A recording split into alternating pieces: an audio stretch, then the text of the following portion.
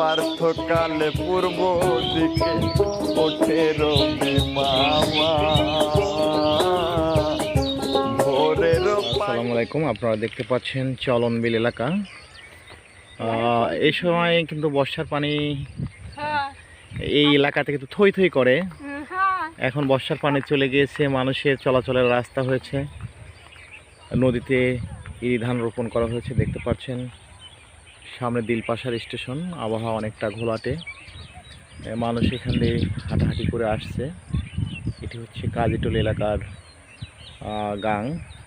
তো মানুষ কৃষি আবাদে অনেক ঝুঁকে পড়েছে। এর কারণেই কিন্তু কৃষিপণ্য যেমন দাম বেড়েছে, সেইরূপ জমিরও দাম বেড়েছে। এখান দিয়ে কিন্তু গবাদি পশুর সুন্দর সুন্দর ঘাস রোপণ করা হয়েছে এবং খুব সুন্দর ঘাস হয়েছে, দেখতে পাচ্ছেন। নেপিয়ার ঘাস কৃষকরা কাটছে বসে বসে, এবং ঘাসের জমিতে ঘাস কাটছে এবং বসে বসে সবাই আড্ডা মারছে।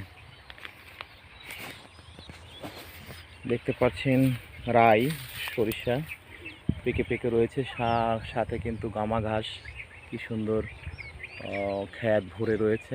এই এলাকায় প্রচুর গবাদি পশু চাষ করা হয়ে থাকে, লালন পালন করা হয়ে থাকে। প্রত্যেক বাড়িতেই গবাদি পশু রয়েছে, এবং যারা গৃহিণী রয়েছে তারা কিন্তু বিভিন্ন লতাপাতার শাক চাষ করা হয়েছে, বাদাম চাষ করা হয়েছে, সেগুলো কিন্তু তারা তুলছে, দেখতে পাচ্ছেন। দেখেন শাক তুলছে মহিলারা। নদীতেই এখন একটা জমি হয়ে গেছে, এবং করলা থেকে পটল সব কিছু কিন্তু চাষ করা হয়েছে। এবং যেদিকে দৃষ্টি যায় সেদিকেই দেখেন কৃষকের আনাগোনা, এবং সুন্দর সুন্দর ফসল ফুটে আছে। নেপিয়ার ঘাস দেখেন কি সুন্দর ঘাস। গবাদি পশু এবং ছাগল যারা পালন করে এরা কিন্তু প্রচুর পশু পালন করে থাকে। এই জন্য কিন্তু বর্তমান বাংলাদেশে অভাব অনটন নেই বললেই চলে। দেখেন কি সুন্দর। কি চাষ করছো? করলা,